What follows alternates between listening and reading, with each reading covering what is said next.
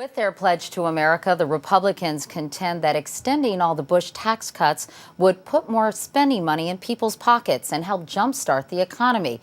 So what's wrong with that? In an exclusive interview today, I put the question to the man whose signature is on that money, Treasury Secretary Timothy Geithner. And here's what he said.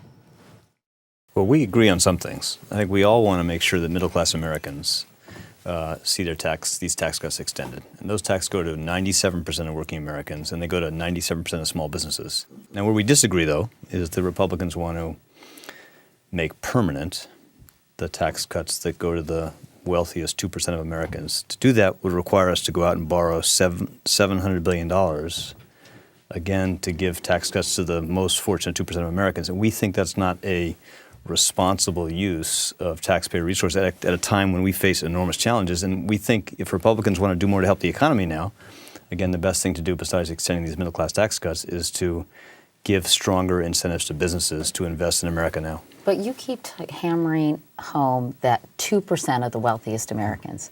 But tens of thousands of small businesses and other businesses in this country make $250,000 a year. Yeah, so aren't you going to be hurting them?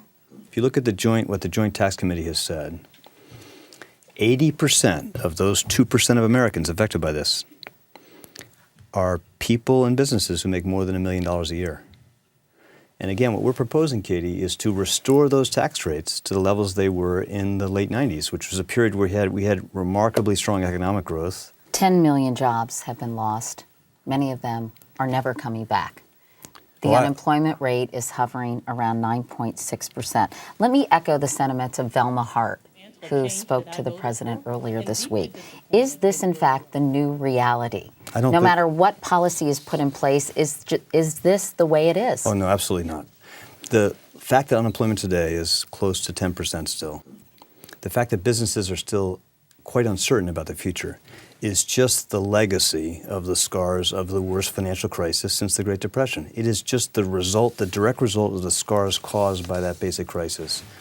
And because this crisis followed a time when we were living beyond our means as a country, it's going to take a while to grow out of this. You say the GOP will ultimately be proud of TARP. You give President Bush credit. But wasn't this the beginning, the seed of a massive anti-government, anti-bailout, anti-deficit movement that many people feel the Obama administration has only made worse?